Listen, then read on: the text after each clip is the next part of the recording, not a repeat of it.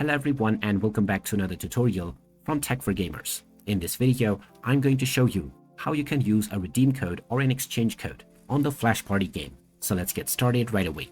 First of all, open up the Flash Party game on your device, and once you are taken into the main menu, you will see various different options, including the battle button from which you can start your matches. Now, if you have a redeem code that you wish to use and redeem within your game, then to access the redemption menu, simply click on the gear icon at the top right corner.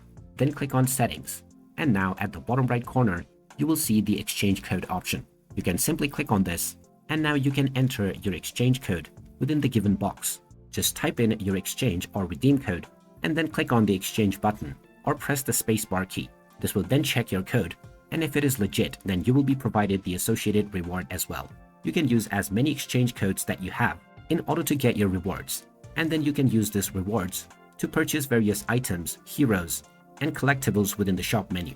And there you have it. That is how easy it is to use a redeem code on the Flash Party game. If you find this video helpful, don't forget to hit that like button and subscribe to our channel for more useful tips and tutorials. Thanks for watching, and I will see you again in the next video.